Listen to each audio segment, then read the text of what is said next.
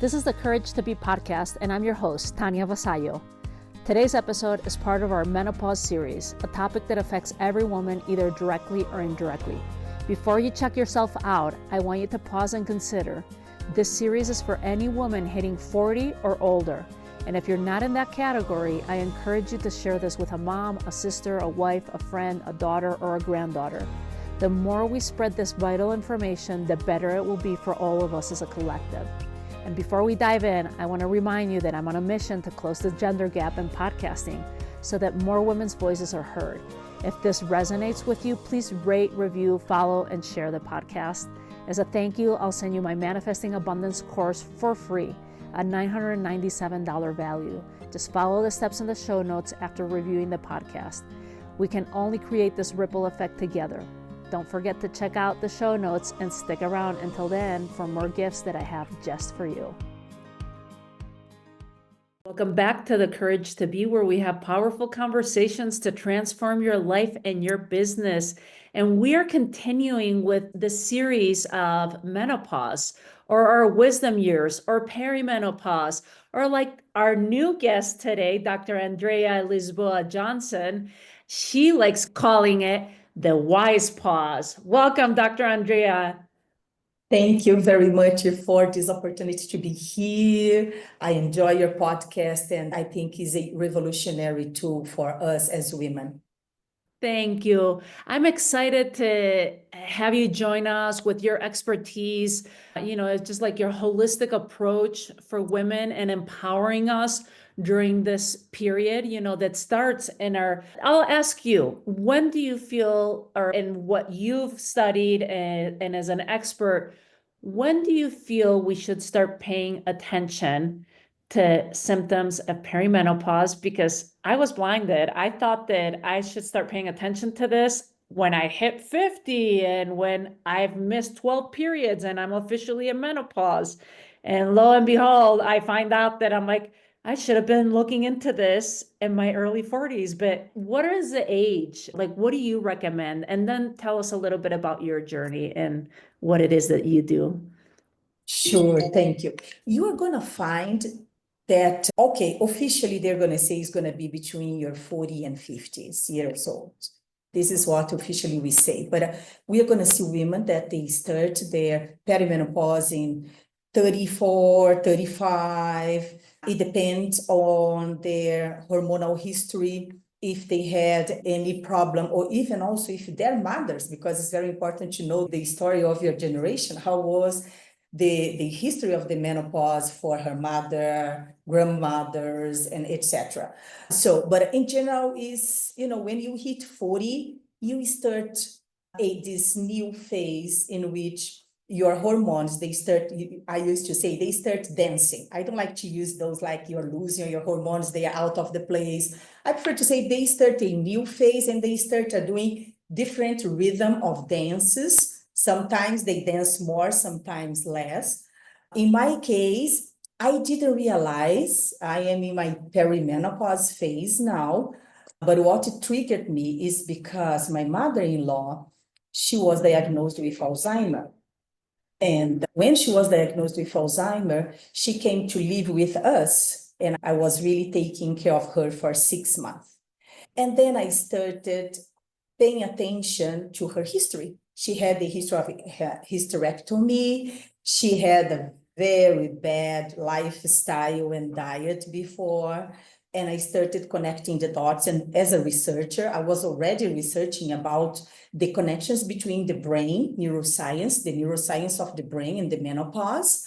And what really triggered me is that we women, as we only realize when you reach menopause. So it's already 10 years later or 5 years later. So you don't have this preparation, and that is key. That's why I call wise pause, because you're going to build this together and make this not a suffering moment or a moment of hot flashes and hormonal replacement, but a moment in which you will see that you can gain wisdom and start a new chapter. Thank you for that, Dr. Andreia.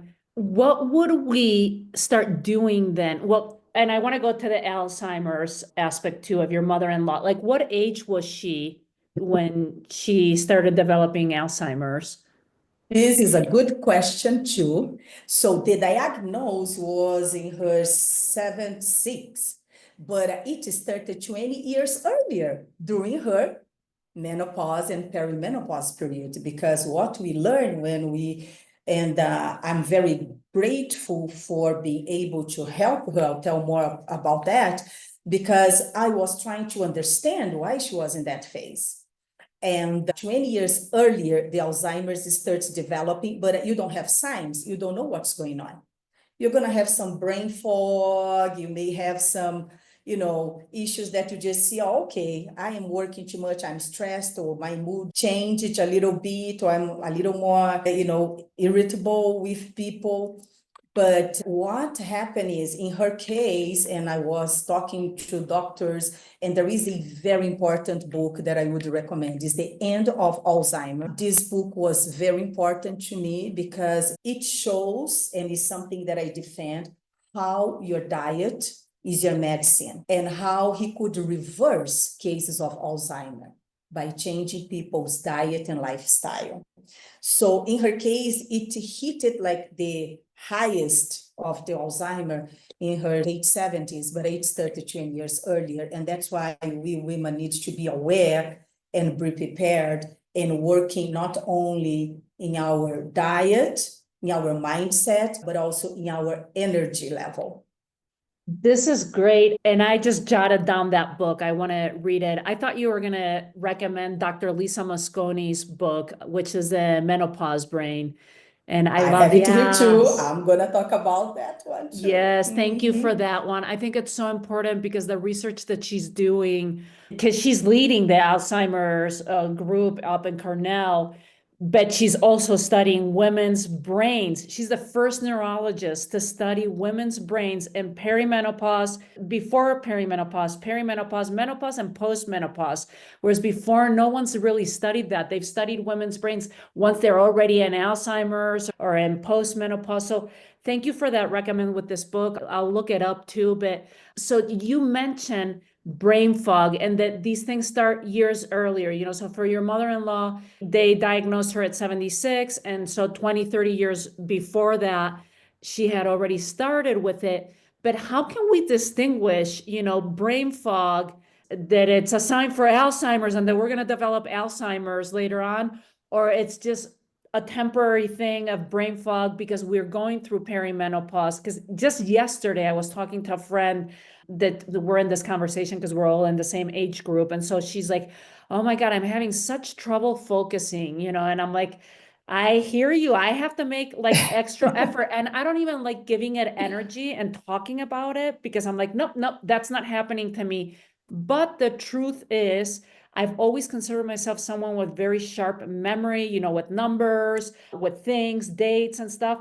And it is requiring a little bit more effort on my part. Not that I'm not remembering, but there are some slips here and there, like, ooh, what was I doing? So my question to you, Dr. Andreia, is what can we do, or how do we know the difference between this lack of focus, having a little bit of brain fog, and how can we know that it's just a period or a phase, and can we fix it, or is it something to be concerned about, that like, oh, I should get my brain looked at, and make sure that I'm not going to develop Alzheimer's 20 years from now?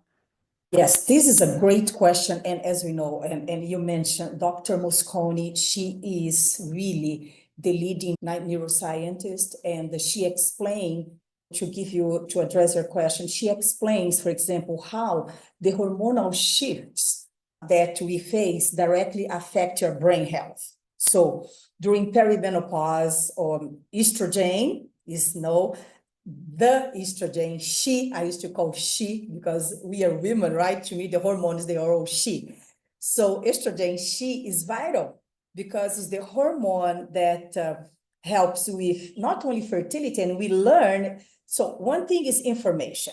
The first thing to learn about the brain fog, what to do, is information, but the new information, because what happens, we always associate estrogen to fertility, right?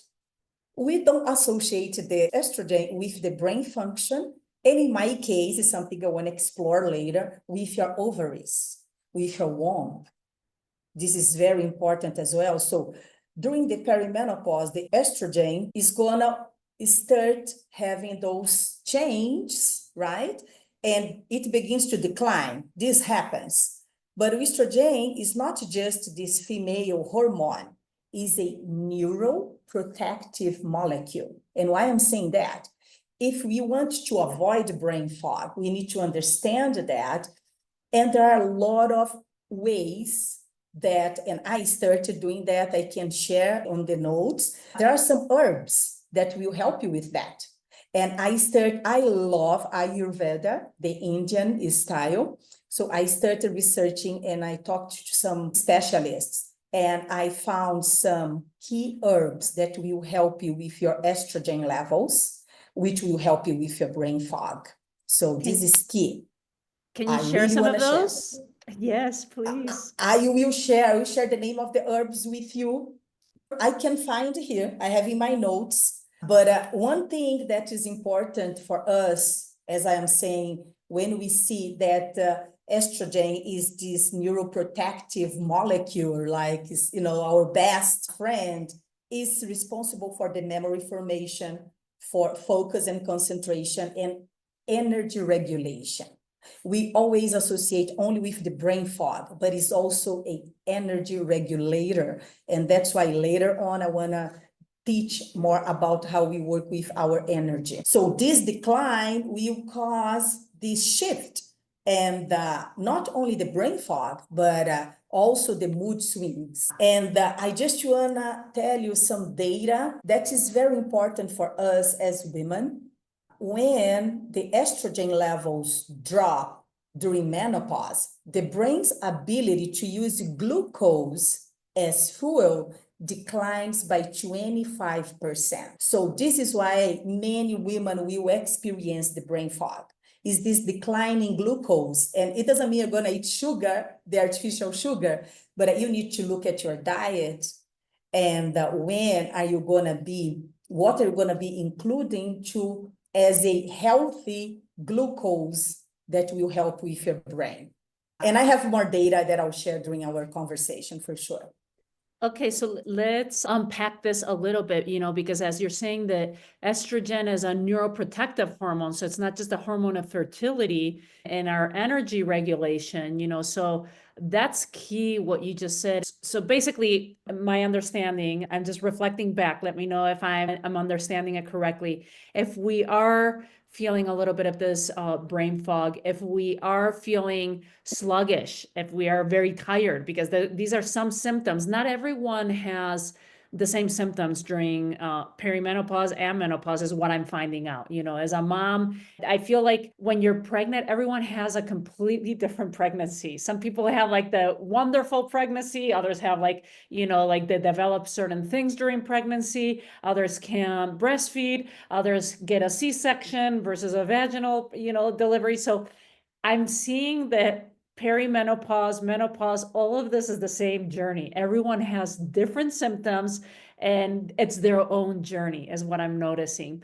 But going back to this lack or lesser amounts of estrogen, when we have less of this estrogen, is that what we can attribute to the brain fog, to the tiredness? Is there any other things that if we're having the mood swings, like you were saying, because not everyone that I've been talking to has mood swings. I've had them occasionally. One of the things that the doctor did point out, she was asking me, have you paid attention if it's happening like the 2 weeks before your period? And I was like, oh, no, I haven't. So I'm going to start paying attention to that. But what can we include in our diet to compensate for this lack and loss of estrogen? Or do we have to go into bioidentical hormones? Or like, what would be your recommendation if we're starting to feel these things? This is a great question. So first, my recommendation, and of course, as you mentioned, each body is different. And I want to share something. I don't know if you have talked about this before in your podcast. Do you know that in the Japanese culture, there is no the word menopause? Wow, It doesn't no, I exist in didn't their know vocabulary. that. I love to research about that because I want to see how women in other countries, in other cultures, how they deal with that. There is no word for menopause. They don't have all these mood swings and brain fog. And I cannot generalize, but research has shown that women in general don't go to the same symptoms as we are here, being the US, being the Western cultures. So this is very interesting. And why I'm saying that? Because when you talk more about that, sometimes, and I have a friend saying, oh, I'm getting my 40s, I'm going to start forgetting things.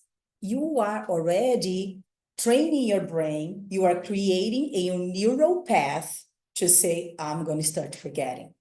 This is one part. We know that there is the biological problem and change, but at first, I discussed that with even my doctors.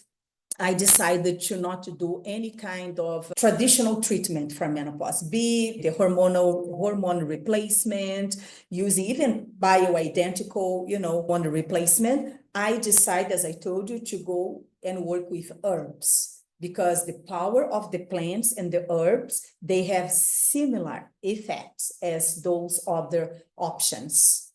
And I truly recommend everybody that wants to research more to see the Ayurveda and how they use the herbs for this phase.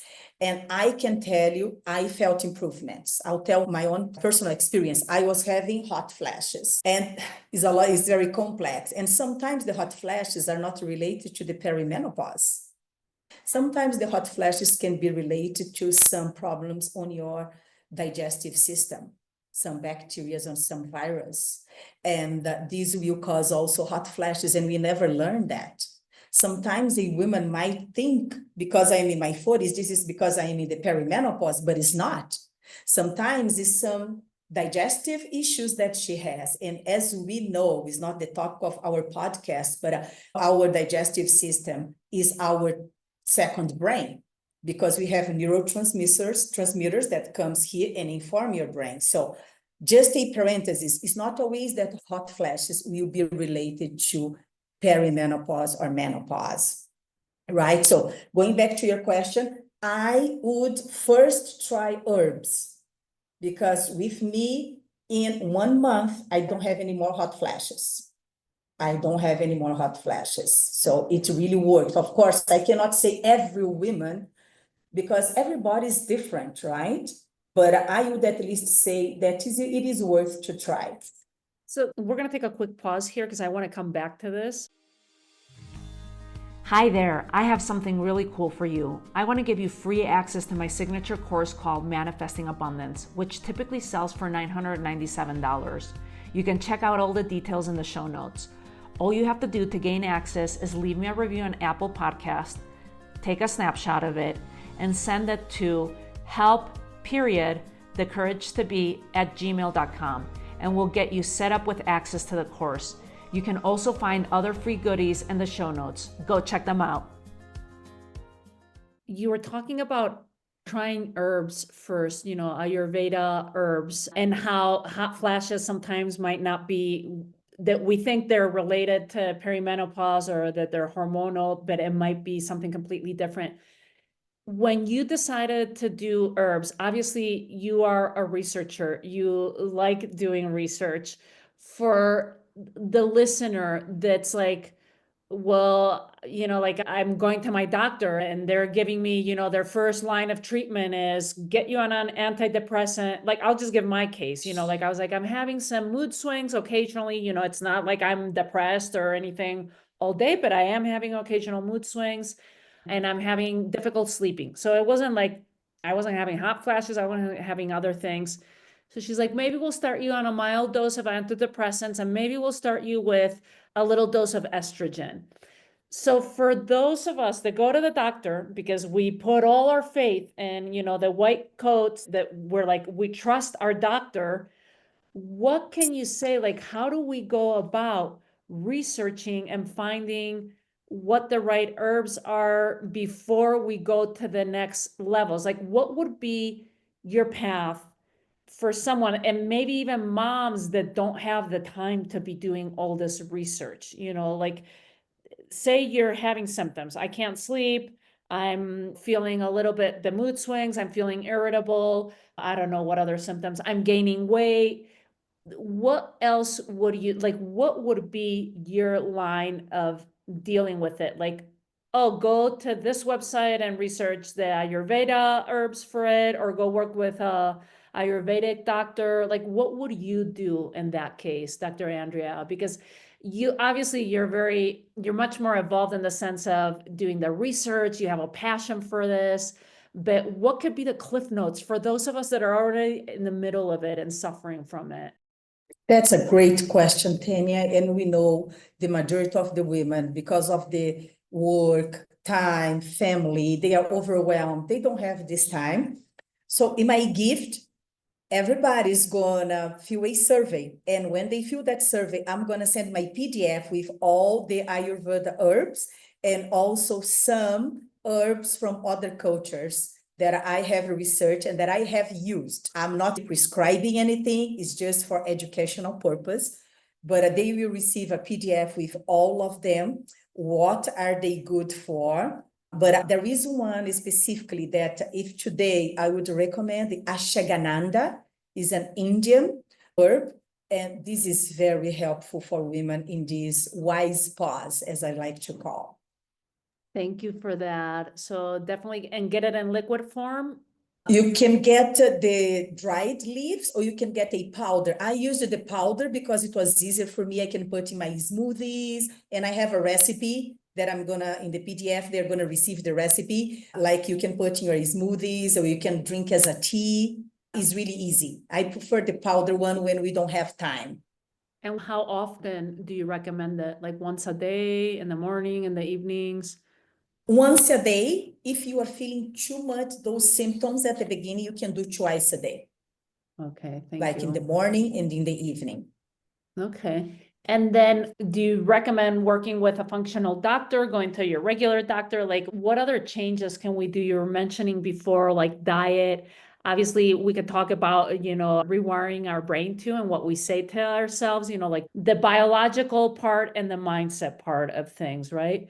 But what would be the next thing on our path? Like if things aren't, working out, like what other things can we incorporate to make it a smooth transition? That's great. First, I'll tell my own experience.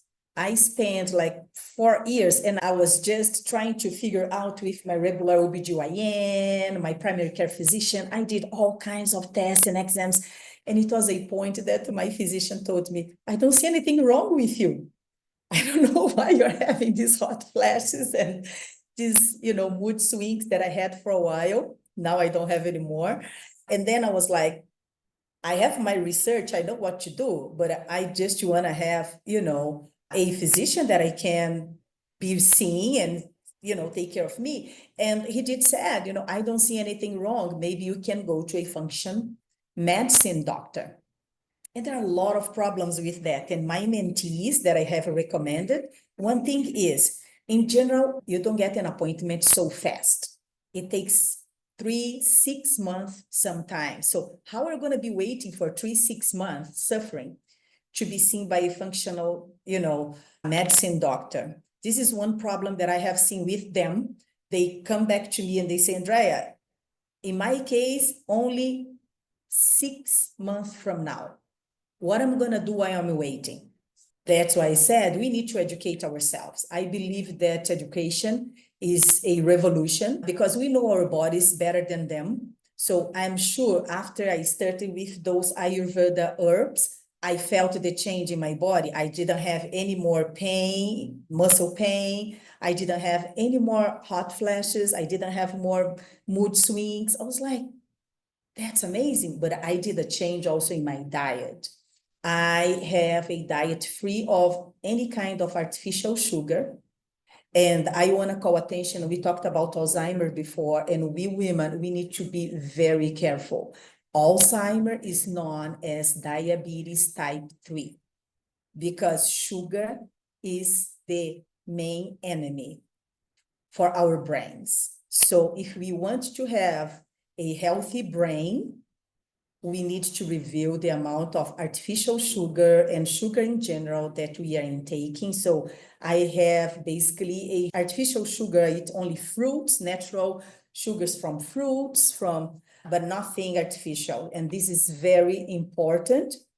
And you mentioned something about, rewire your brain. And this is key because this is a metabolic shift that is happening in our brain. But I like to use this approach, Tanya, is a software update. Don't think you are sick. Don't see this, I'm sick, this is a horrible phase, all horrible things are gonna happen. And we start telling our brain all of that, right?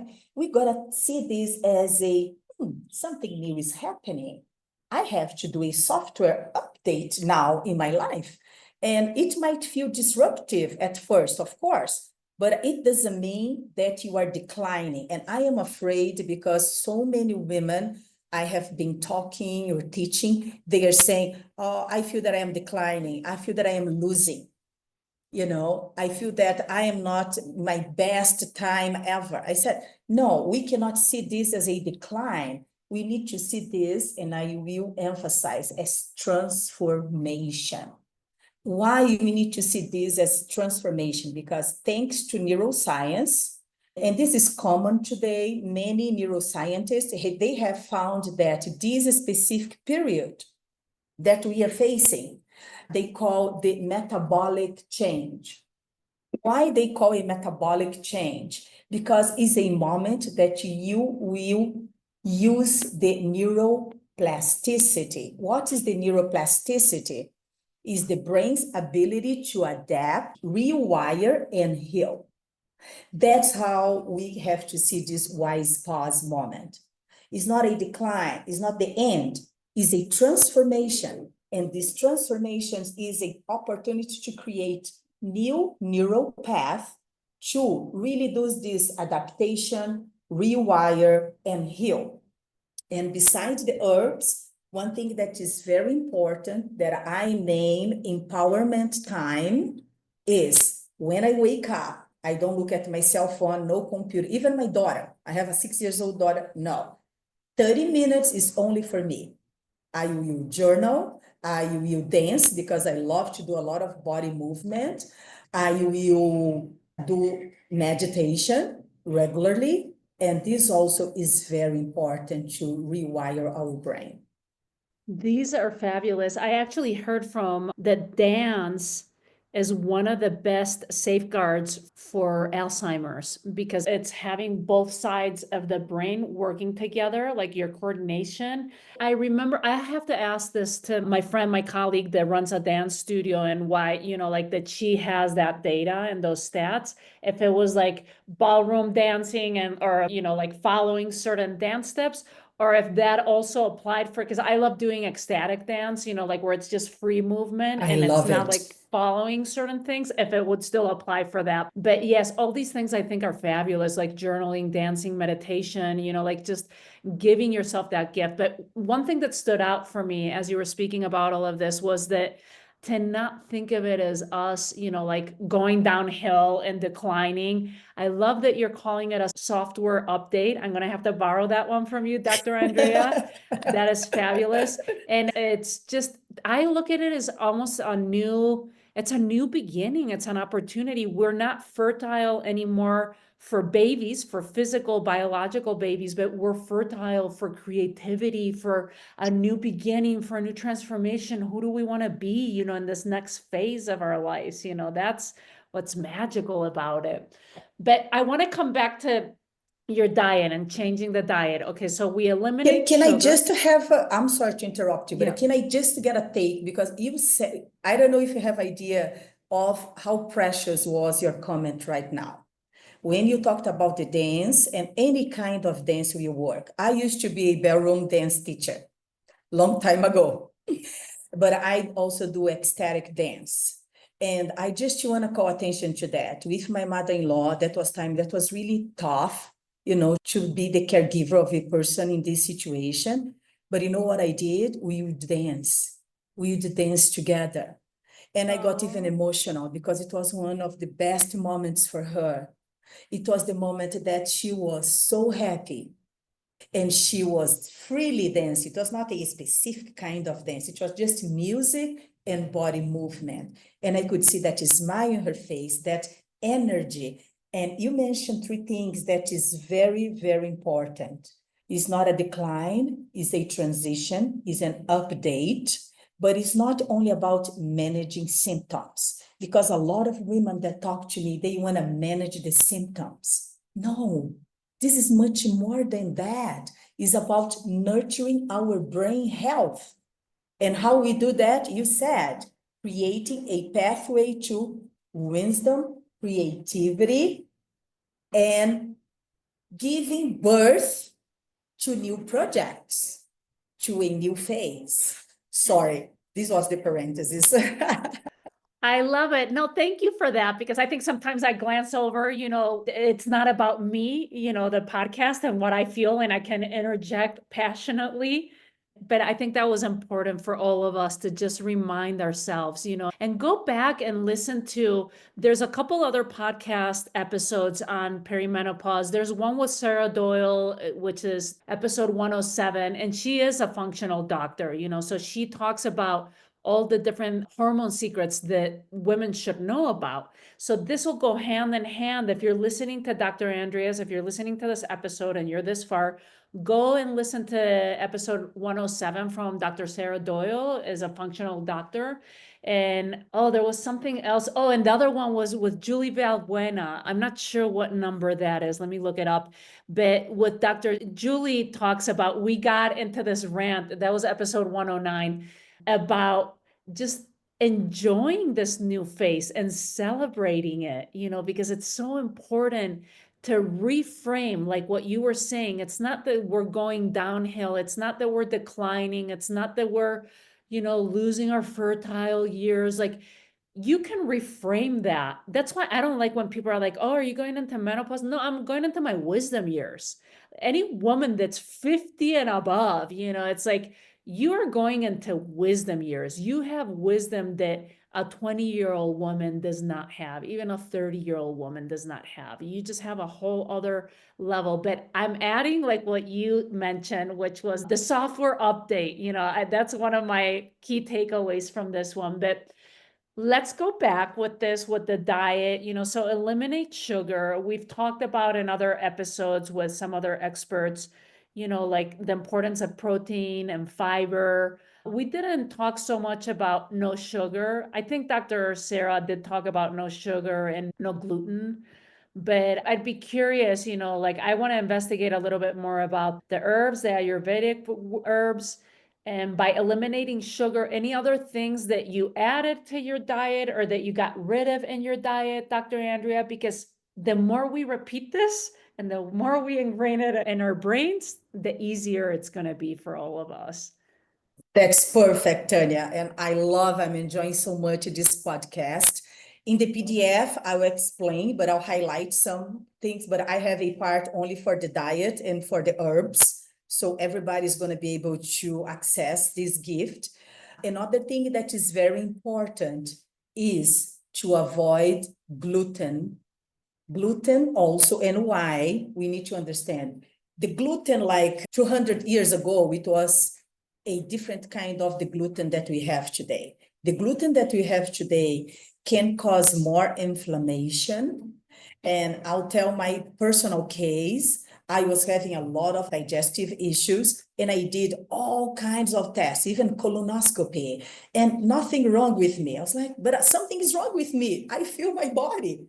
And the doctor, we didn't find anything. And I said, don't you think I have a gluten intolerance? And he went to the traditional marker. You did the test. You don't have any intolerance. You don't have any problem. But when I cut gluten, everything changed. That's why, and I'm giving this example, we got to test our body. We are our own educators. If I heard my doctor, I would keep with gluten and I would keep damaging my body. And why? Gluten, as it is today, causes a lot of inflammation. Inflammation is not good for a lot of reasons. We know all kinds of diseases, the main cause is inflammation. So if you are eating a diet that has ingredients that is helping your body to cause or provoke more inflammation, this is a problem. So I would say gluten, at least test. I'm not saying that for you is going to be the same as was for me, but do the test. I did the test, and gluten for me is a no-no, besides the sugar. Another thing that is important to avoid, and of course, we have women from different socioeconomic status, but if you can eat more organic food and fruits is very important. And I have mentees who say, Andrea, I cannot go to Whole Foods and buy everything organic and nice. I said, okay, get baking soda, put in the water, wash your fruits and your vegetables. I'm not saying this will eliminate, but this will help. It's going to make this lesson. Another thing that is very important and is really hard for our traditional doctors if they are not really open and if they don't understand neuroscience like Dr. Lisa, right? Is that we need to do a detox of heavy metals. Heavy metals are the main cause of Alzheimer's in the future. I told you it starts 20, 30 years before. So all the heavy metals that we have in our body, they're going to be building there. And 25 years later, it may cause Alzheimer's. Because the main cause of Alzheimer's, as I mentioned, was the sugar, heavy metals, and gluten I would include in the list. And you're going to have the whole list in my PDF.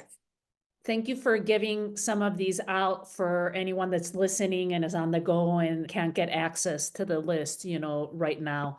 So no sugars, no gluten, no heavy metals. 2 questions with the heavy metals.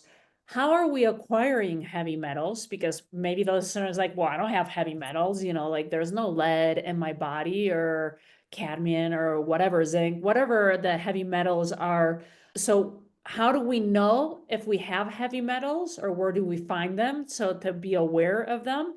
And second, how do we eliminate them? Great question. Let me just make note because there are 2 parts.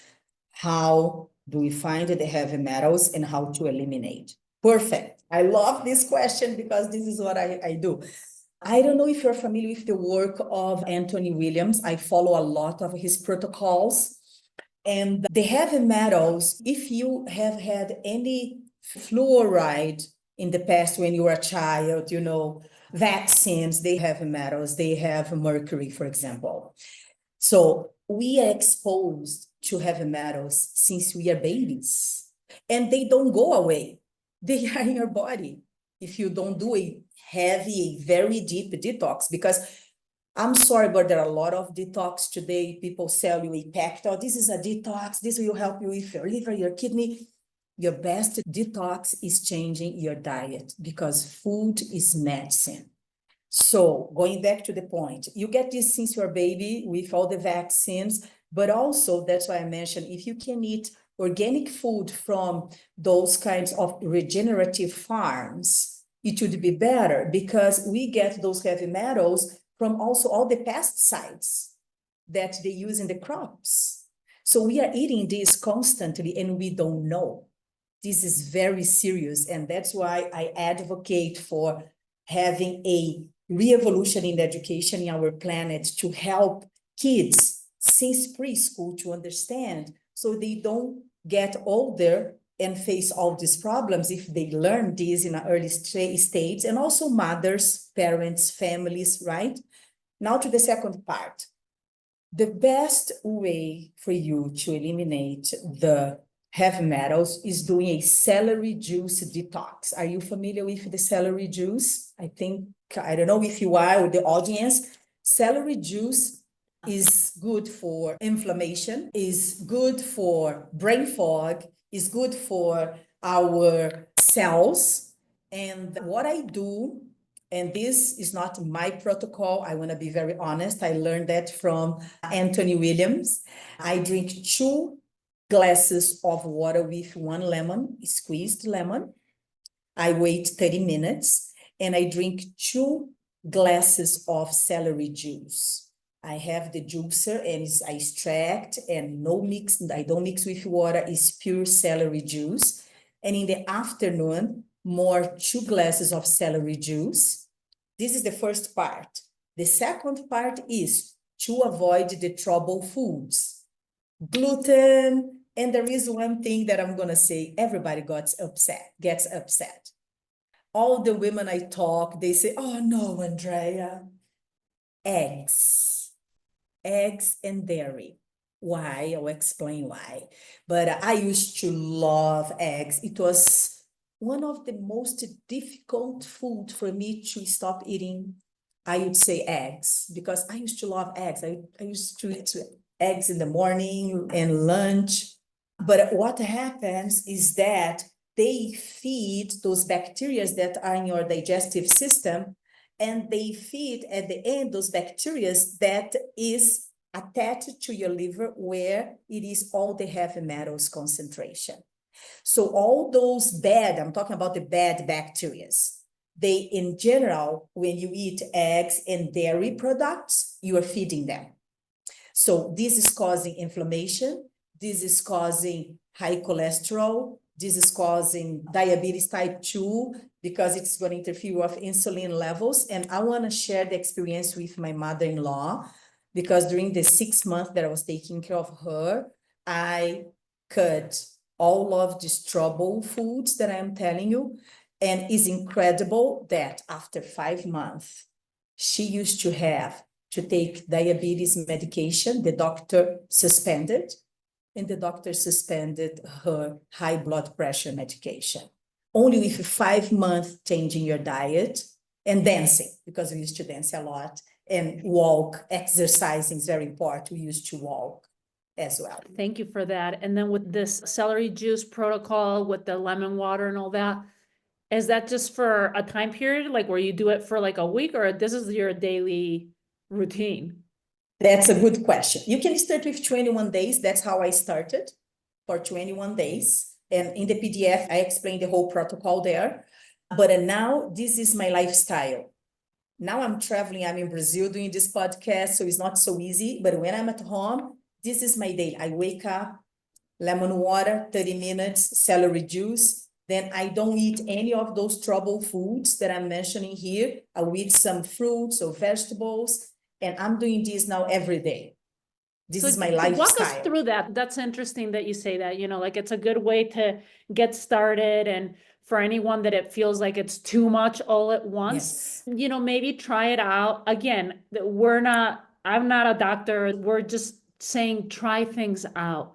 And like Dr. Andrea was saying before, that I can sense so much from you is your capacity to follow your intuition, because it's good to do research. It's good to, like consult with different experts, different doctors.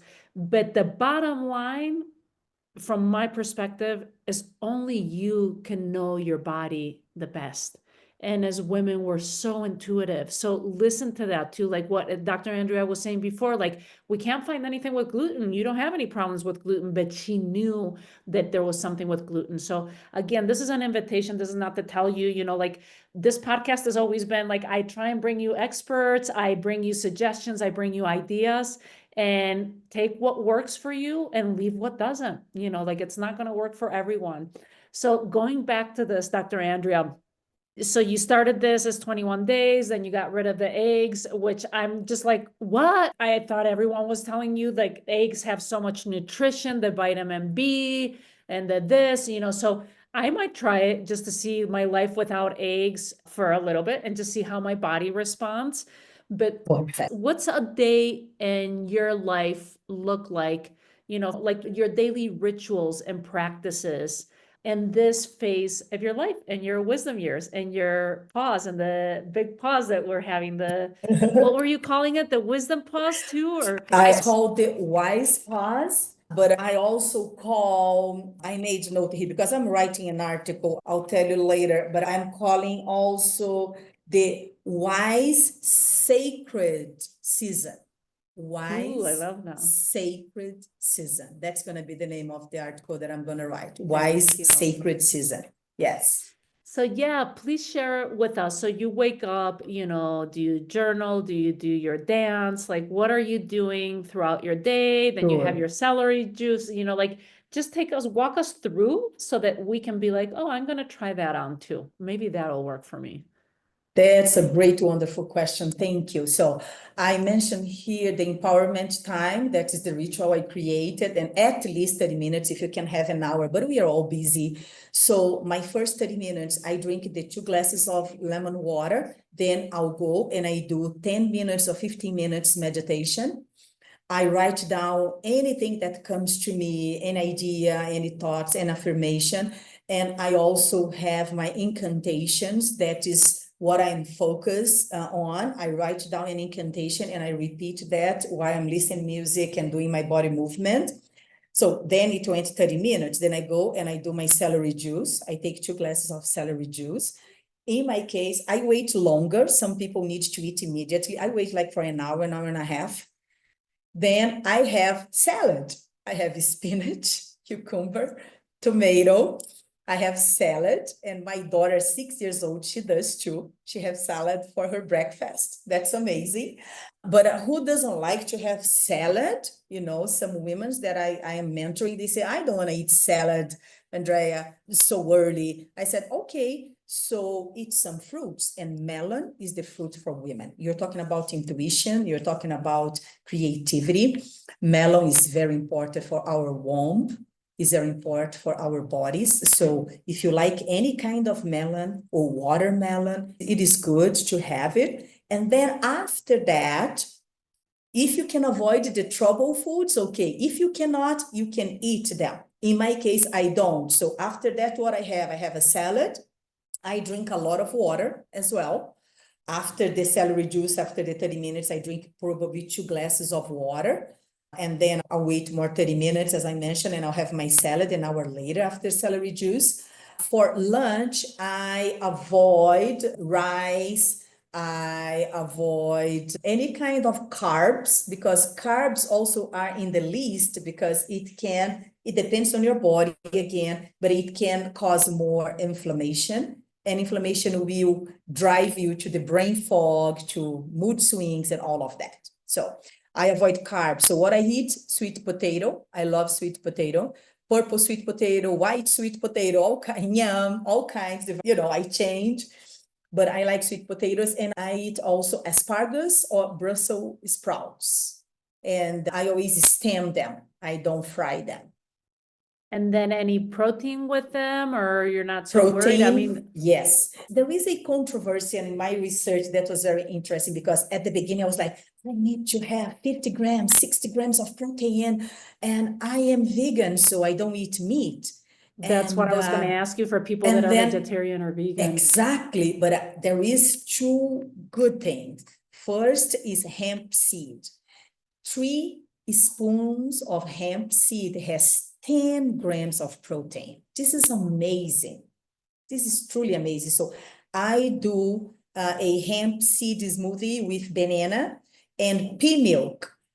1 glass of pea milk has 8 grams of protein. I give that to my daughter every day. So if you have 3 spoons of hemp seed in a cup of pea milk, you have 18 grams of protein. That's amazing. That is pretty good. And then for dinner, again, more plant-based or nuts? Like, are you including nuts throughout the day, or? I used to include nuts all the time. And I truly believe, but going back to what you're talking about, intuition, and you gotta research your body. I started researching my body. I love nuts. They are good source of proteins.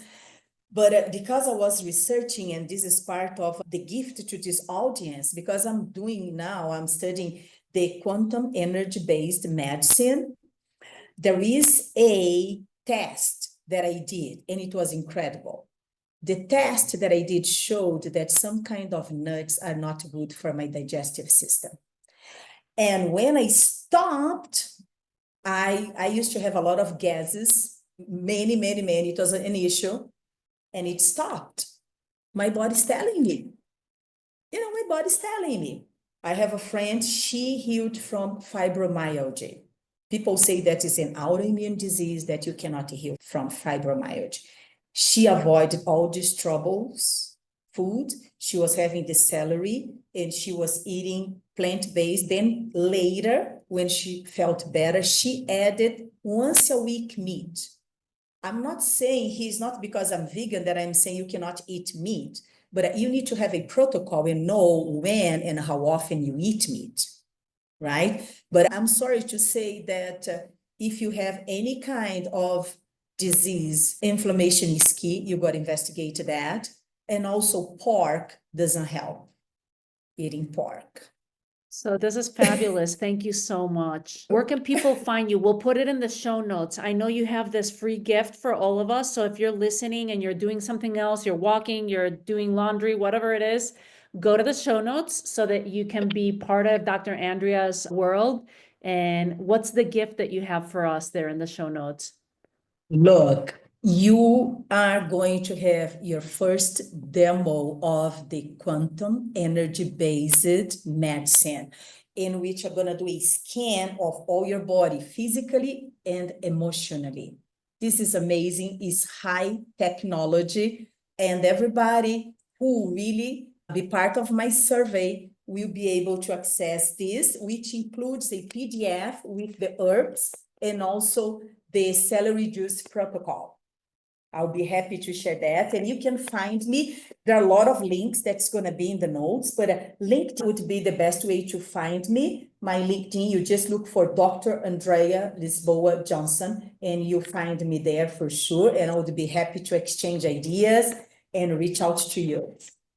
Thank you so much, Dr. Andrea. That was fabulous. And again, going back to intuition, try these things out, see what works for you, because you might do good with having a little bit of fish every so often, or, but like Dr. Andrea is saying, it's like, it's not giving you carte blanche to go and eat all these things. It's try it out and eliminate the things and then add them slowly and see if it does anything to your body or not. So thank you so much for this. And as we're coming towards the end of the podcast, I always like asking our guests, what's one thing that our listeners can do to live a life with more courage? Oh, that's beautiful. I would say so many things, but the best thing I would say, move your body. One, move your body. And there are people, I have mentees, they say, I don't dance. I said, I'm not asking you to dance. Just move your body or do some stretching, do something with your body. So move your body. And one thing that is very important that I take this for life, be persistent. I don't know what is your goal. I don't know where you want to be, but a persistency is what will take you there, will get you there. I am a very persistent person. Who knows me tell you are so persistent. To me, I'm listening no, and I say, oh, I'll try again. I don't hear no. No for me is I'll try again and again and again. That's what I would say. I love that. You sound like my daughter. My daughter is like, no is not in her vocabulary. It's like she'll try That's this way and then it. she'll try this and this way. That was fabulous. Dr. Andrea, thank you so much for your time and sharing with us. I am very grateful to be here to this opportunity and to be able to talk to all these women and men that might be listening to this podcast. Share with your friends. I think this is very important because, and I just would like to say that I combine neuroscience with sacred indigenous feminine knowledge. And why I'm calling by sacred indigenous feminine knowledge is work with your intuition, is remember of all your previous ancestors, and be grateful because you are here today because your ancestors were there before. Yeah. And when you have this connection with your intuition, I'm not here to say that we have only to value the sacred feminine energy, but we need to value and we need to heal the sacred masculine energy so we can be whole again. Thank you very much for having me for this opportunity. And I just would like to invite all the women that are listening to this podcast, share with a friend, because you learned something from this and your friend will learn something also. And this way we are going to reach women globally. That's my goal. Thank you Thank you for for your that. mission. Yes. Yes. Remember to always share. If you got one golden nugget, share, rate, review the podcast. It'll help us with the algorithm and to get our message out there. So thanks so much once again. Thank you so much for joining me in this episode of the Courage to Be podcast, part of our menopause series. If you found value in this conversation, I encourage you to explore other episodes in the series. We're diving deep into topics every woman over 40 should know about.